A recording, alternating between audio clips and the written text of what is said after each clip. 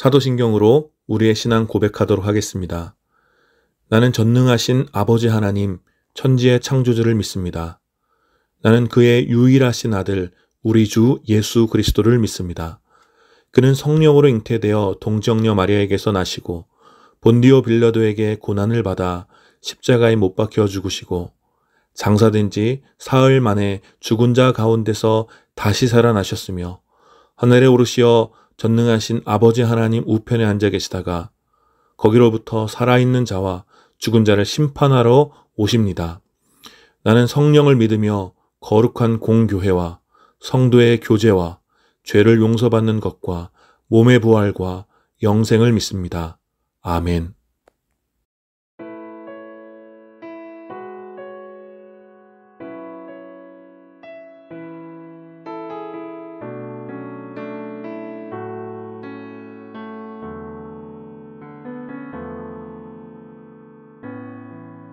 하늘의 문을 여소서 이곳을 주목하소서 주를 향한 노래가 꺼지지 않으니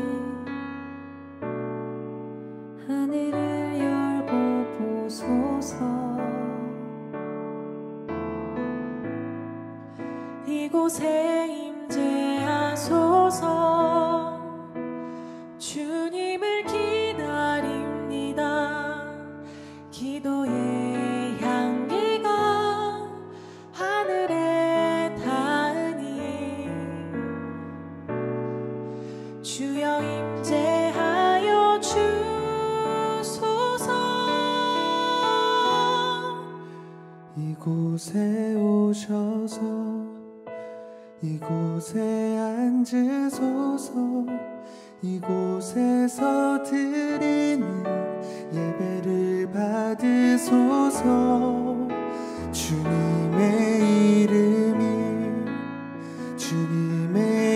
이름만이 오직 주의 이름만 이곳에 있습니다.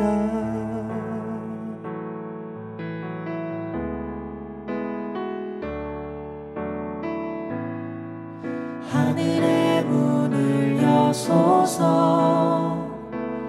이곳을 주목하소서 주를 향한 노래가 꺼지지 않으니 하늘을 열고 보소서. 이곳에 임재하소서. 주님을 기다립니다. 기도의 향기가 하늘에 닿으니 주여 임재하여 주소서. 이곳에 오셔서 이곳에 앉으소서. 이곳에서 드리는 예배를 받으소서. 주님의 이름만이 오직 주의 이름만 이곳에 있습니다. 이곳에 오셔서 이곳에 앉으소서. 이곳에서 드리는 예배를 받으소서. 주님의 이름만이 오직 주의 이름만 이곳에 있습니다. 이곳에 오셔서 이곳에 앉으소서. 이곳에서 드리는 예배를 받으소서. 주님의 이름만이 오직 주의 이름만 이곳에 있습니다. 오직 주의 이름만 이곳에 있습니다.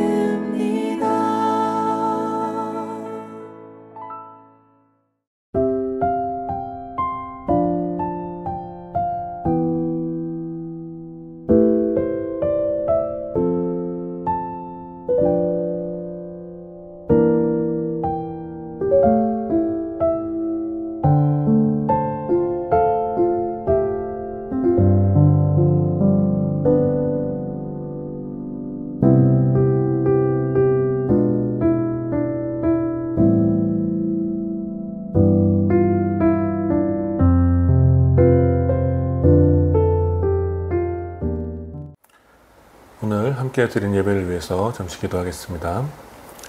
거룩하신 하나님, 은혜를 감사합니다. 오늘도 주님께서 기뻐하시는 날 부족한 종들의 시간을 들여 주님 앞에 나와 예배드립니다. 주님, 이 시간 이 예배를 기쁘게 받아주시고 각 곳에서 또 흩어져 예배드리는 모든 예배자들의 예배를 주님 온전히 받아주시옵소서. 예배 가운데 드려지는 모든 신앙의 고백과 또 찬양의 고백과 또 적은 예물로 드려지는 모든 삶의 고백을 주님 기쁘게 받아주시고 세상에 이룰 수 없는 참된 위로와 평안으로 우리 가운데 부어주시옵소서. 이 예배가 온전히 주님께만 영광이 되는 예배 되기 원합니다. 성령 하나님, 이 시간 우리 가운데 교통하여 주시옵소서. 감사드리며 우리 주 예수 그리스도의 이름으로 기도드립니다. 아멘. 오늘 함께 나눌 하나님의 말씀은 사도행전 5장 17절부터 20절까지 말씀입니다. 제가 봉독하겠습니다. 대제사장과 그의 지지자들인 사두개파 사람들이 모두 시기심이 가득 차서 들고 일어나 사도들을 잡아다가 옥에 가두었다.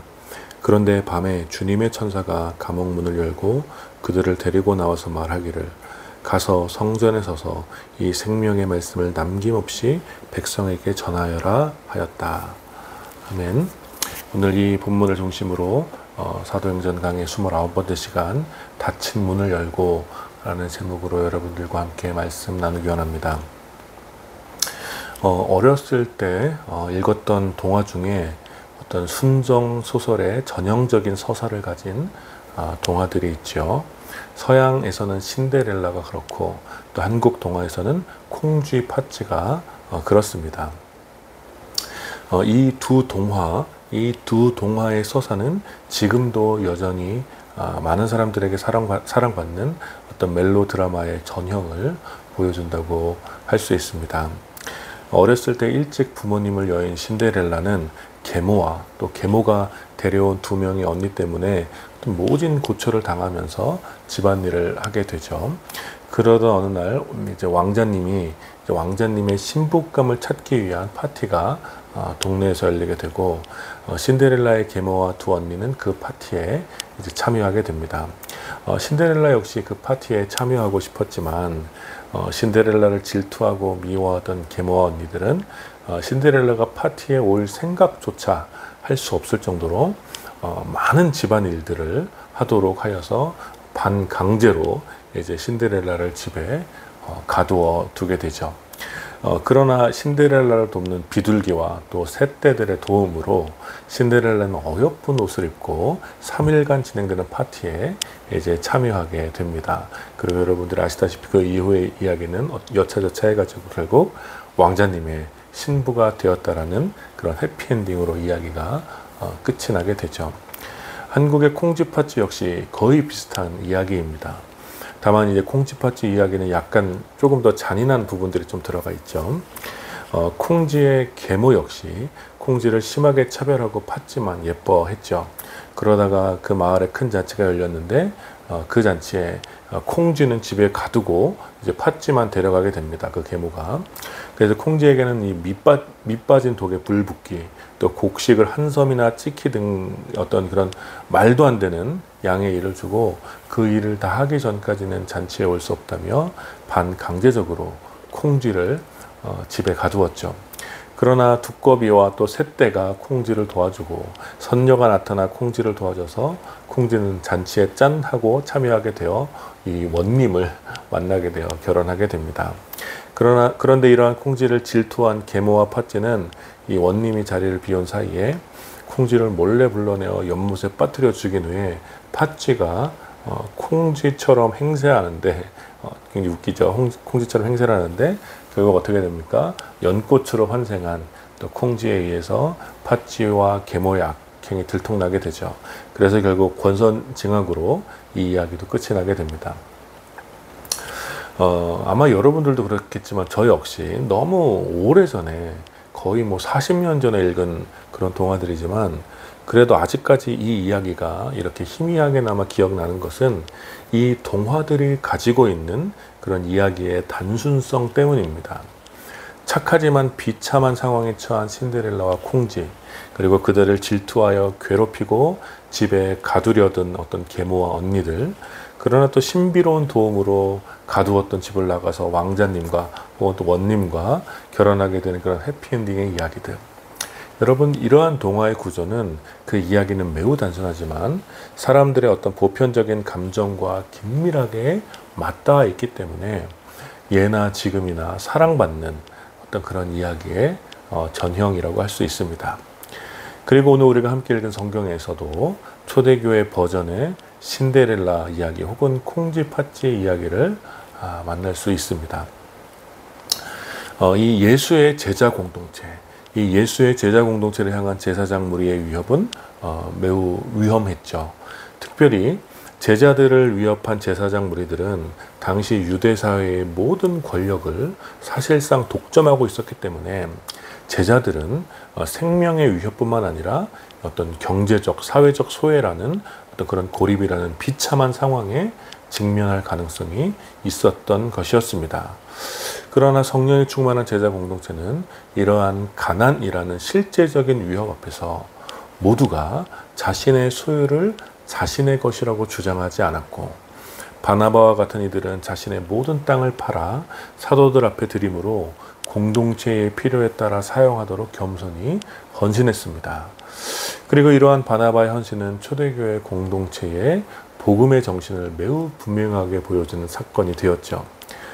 이 처음 제자들의 공동체, 이 예수의 공동체는 삶의 일부로 지체들을 위로했던 것이 아니라 모든 삶으로 삶의 모든 순간을 들여 형제들과 함께하며 함께 위로했고, 자신의 모든 것을 자신의 것이라 주장하지 않고 공동체의 것이라, 우리의 것이라 고백함으로 진정한 한 몸과 하나의 연대를 이루었던 것입니다.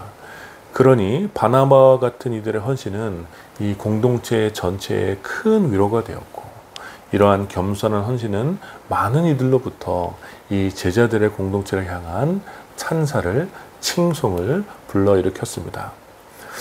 그러자 이러한 영광과 찬사에 무임승차하려는 사람들이 생겨났는데, 그 대표적인 인물이 우리가 지난주에 함께 살펴본 아나니아와 삽비라였습니다. 아나니아와 삽비라는 부부였는데, 이들은 자신의 땅을 팔아 헌금을 드렸는데 그중 일부를 먼저 감추고 그 나머지를 마치 모든 것을 내어준 것처럼 헌신했습니다. 그들은 이런 것이죠. 자신의 욕망과 이익을 취하면서도 동시에 제자 공동체가 받고 있는 그 영광스러운 찬사도 취하려고 했던 것입니다. 그러나 아나니아와 삽비라의 이러한 시도는 단지 사람을 속이는 것이 아니라 하나님을 속이는 것이라고 베드로가 지적했죠. 그것은 이 초대교회 공동체, 이 제자들의 공동체는 사람이 이끌어가는 공동체가 아니라 성령께서 이끌어가시는 공동체였기 때문이었습니다.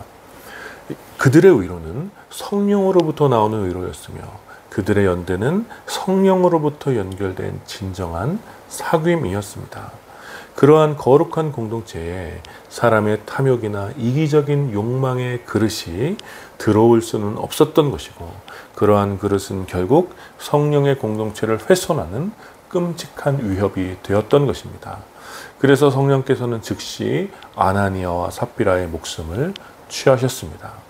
더 정확히는 이 아나니아와 삽비라의 목숨을 취하여 그 탐욕스러운 위협을 제거하시고 성령의 공동체의 거룩함을 지켜내신 것이었습니다. 그래서 이 사건을 본 사람들은 모두 두려워했습니다. 자신들이 속한 공동체가 그저 사람의 뜻과 계획 혹은 누군가의 이기적인 야망에 의해서 세워져가는 그런 공동체가 아니라 진정으로 성령이 이끌어 가시는 공동체라는 것을 확신했기 때문입니다.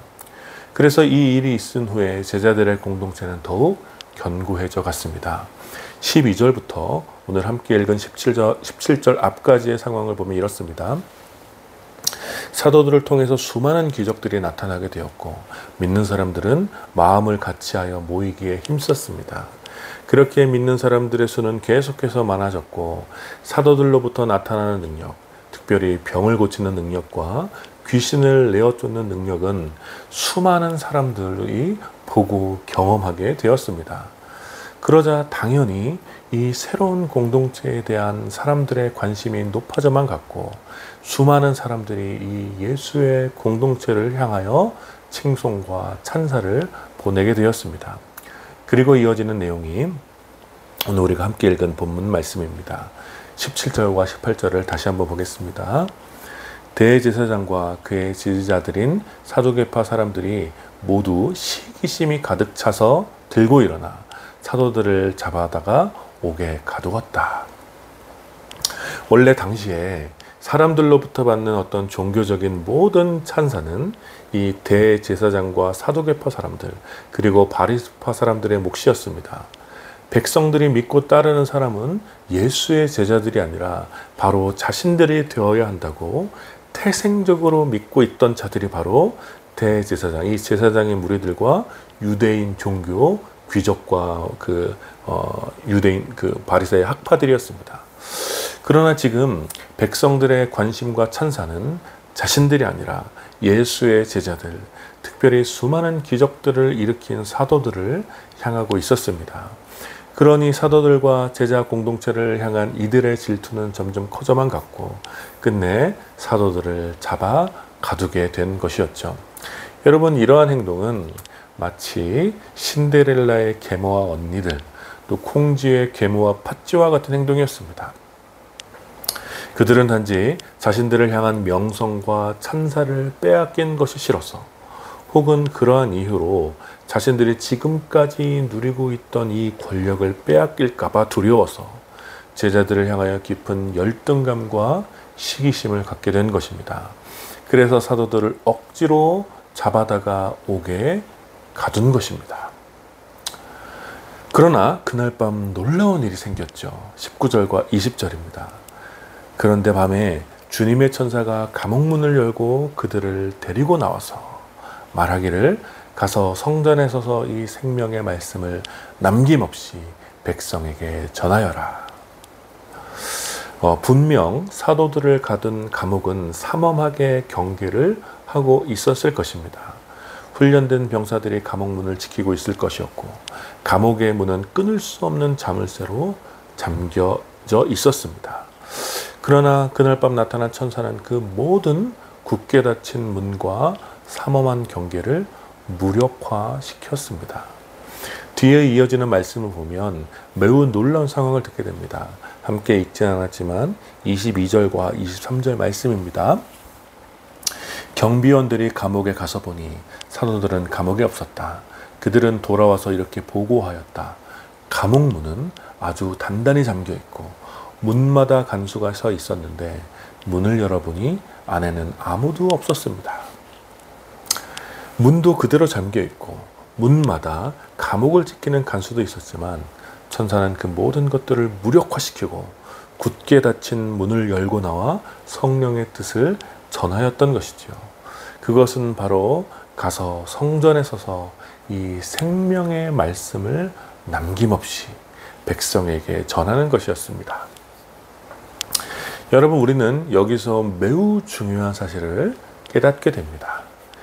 제사장 무리가 가둔 것, 제사장 무리가 가둔 것은 예수의 제자들이라고 생각했지만 실제로 그들이 가두려고 했던 것은 바로 생명의 말씀이었던 것입니다.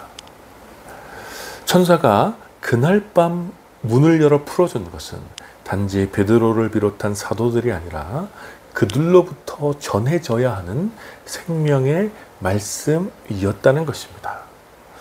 여러분, 이것이 핍박의 본질이며 제자들의 사명의 본질이기도 합니다. 나중에 우리가 사도행전을 계속 살펴보다가 바울을 이야기할 때 더 구체적으로 말씀을 나누겠지만, 여러분, 초대교회를 향한 핍박의 본질은 바로 생명의 말씀 그 자체를 가두려고 하는 것입니다.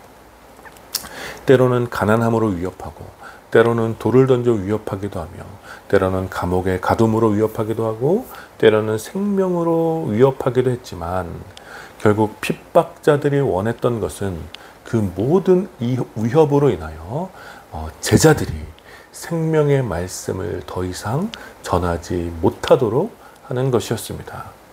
반대로 이 모든 핍박을 무릅쓰고 감당해야 할 제자들의 사명은 바로 생명의 말씀을 전하는 것입니다. 우리는 사도행전 1장 8절에 기록된 명령을 기억하고 있죠. 예수님께서 승천하시기 전 제자들에게 했던 이 최후의 명령은 성령의 권능으로 충만한 제자들이 땅끝까지 가서 복음의 증인이 되는 것이었습니다. 그러니 생명의 말씀을 전하는 것은 부인할 수 없는 증인의 사명이며, 절대로 생명의 말씀이 어딘가에 갇혀 있어서는 안 되는 것이었습니다. 그래서 성령은 감옥에 갇힌 문을 열고 제자들을 내보내어 다시 생명의 말씀을 전하도록 한 것이죠. 그것은 사도들이 행한 그 어떤 기적보다 위대한 사역이었고, 그 모든 기적의 결과라고 할 수 있는 것입니다. 사도들이 행한 기적은 단지 놀라운 능력을 보여주기 위한 것이나 또 좋은 의사나 무당이 되기 위한 것이 아니었습니다. 사도들이 그러한 기적을 행한 이유와 그 모든 능력의 원천이 가르쳐주는 진실은 그 모든 기적과 능력들을 통하여 끝내 생명의 말씀이 전해지는 것이었습니다. 그리하여 더 많은 백성들이 말씀을 통하여 생명의 나무에 연합되고 하나님의 백성으로 회복되는 것, 이것이야말로 그 어떤 위협이나 감옥으로도 가둘 수 없는 제자들의 사명이었던 것입니다. 사랑하는 여러분, 오늘 이 말씀이 저와 여러분들에게 큰 위로와 도전이 되었으면 좋겠습니다. 세상은 끊임없이 다양한 위협과 유혹으로 생명의 말씀을 가두려고 합니다. 특별히 생명의 말씀을 증언해야 할 이 제자들의 삶을 위협하거나 왜곡하여 생명의 말씀 자체를 가두려는 간악한 시도들이 시대와 시대를 거치면서 계속해서 이어지고 있는 것이죠. 때로는 생명을 위협하여 제자들에게 침묵을 강요함으로 생명의 말씀을 가두기도 하고, 때로는 말씀을 왜곡하여 제자들이 미신적인 교리를 믿게 함으로 생명의 말씀을 가두기도 했습니다. 그리고 우리가 살아가는 오늘은 무제한적인 소유와 소비를 통하여 생명의 말씀을 하찮은 것으로 여기게 함으로 제자들 스스로 생명의 말씀을 가두도록 합니다. 그리고 이러한 오늘의 현상은 제자들의 공동체를 매우 위협하고 있는 것이죠.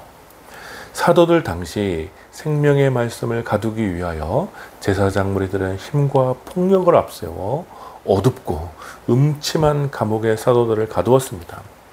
그러나 생명의 말씀을 증언하기 위하여 죽음조차 두려워하지 않았던 제자들은 그 모든 위협 앞에서 담대하게 생명의 말씀을 증언했죠.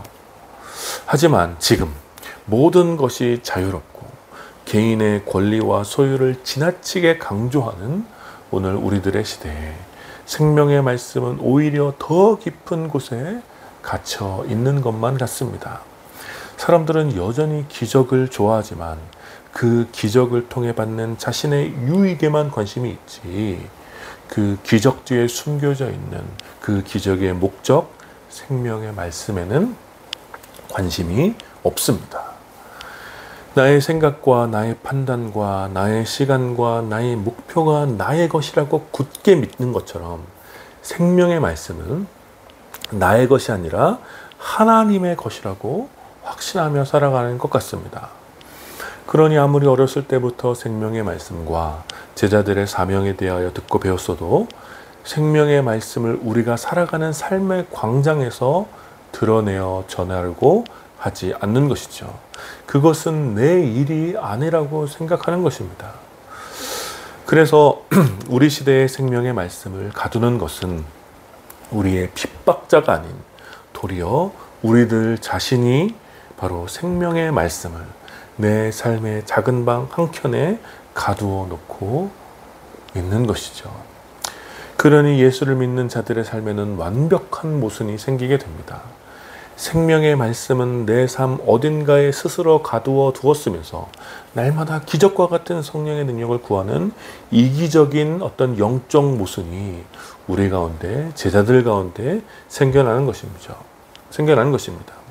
제자의 사명은 잊은 채 제자가 누릴 기적만 탐하는 이기적인 모습이 오늘의 신자들에게 나타난다는 것은 우리가 부인하기 어려운 사실처럼 보입니다. 더욱이 더 복잡하고 다양해진 오늘 우리들의 삶의 광장에서 생명의 말씀을 전한다는 것이 매우 어렵고 복잡하죠. 그러니 이 사명을 잊지 않고 살아가는 참된 제자들은 오히려 더 많은 묵상과 고민과 그리고 성령으로부터 오는 지혜를 구하며 우리 삶의 광장에서 생명의 말씀을 외치는 방법을 끊임없이 훈련하고 배우려고 하는 것입니다. 그러나 안타깝게도 더 많은 신자들이 스스로 생명의 말씀을 봉인한 채 자기 멋대로, 자기 뜻대로, 자기가 살고 싶은 대로 아무 목적 없이 살아가면서 제자라고 착각합니다. 여러분, 우리는 바로 이것을 두려워해야 하는 것입니다. 우리 역시 생명의 말씀을 우리 삶 속에 가두어 두면서 사명을 잊은 채 내 마음대로 살아가고 있지는 않은지, 과연 나를 통해 전해져야 하는 생명의 말씀을 누가 무엇이 가두고 있는지 두려운 마음으로 돌아봐야 하는 것입니다. 사랑하는 여러분, 성령께서는 모든 닫힌 문을 열고 나와 생명의 말씀에 전해지도록 제자들에게 참된 자유와 담대함을 주십니다. 그러니 우리의 삶을 통해 생명의 말씀이 자유롭게 전해질 수 있도록 우리를 가두고 있는 모든 핍박과 위협과 두려움과 왜곡으로부터 해방되어 주님께서 가라고 하신 바로 그 자리에 서서 생명의 말씀을 전하고 살아내야 할 줄 믿습니다. 사랑하는 여러분, 두려워 마시고 닫힌 문을 열고 나가 생명의 말씀을 전하고 그 말씀을 살아내시는 여러분들이 되시길 진심으로 축복합니다. 그러므로 사랑하는 여러분, 스스로 생명의 말씀을 자신의 삶의 일부로 가두지 마시고 여러분의 삶을 통해 자유롭게 생명의 말씀이 충만하게 전해지는 그런 기적과 같은 삶을 살아가시기를 마음을 다해 축원합니다. 아멘. 우리 함께 기도합시다. 오늘 말씀을 기억하시면서 우리가 우리의 모든 삶을 통해 생명의 말씀을 전해야 하는 그 우리의 사명을 우리가 좀 기억하면서 우리가 스스로 이 사명을 스스로 제안하며 우리 스스로 생명의 말씀을 우리 삶의 어딘가에 가두고 있지는 않은지 우리가 두려운 마음으로 우리의 삶을 돌아보면서 기도하시고 오늘 말씀을 기억하시면서 우리의 삶 전부를 통해 생명의 말씀이 전해지도록 우리가 주님의 복음의 증인으로 충실하게 살아갈 수 있도록 우리 말씀을 기억하시면서 함께 기도하도록 하겠습니다. 같이 기도합시다. 감사합니다. 오늘도 마음을 다해 주는 자녀 오늘도 주님의 말씀 함께 나누었던 것처럼 우리가 그저 하나님의 말씀 듣고 아버지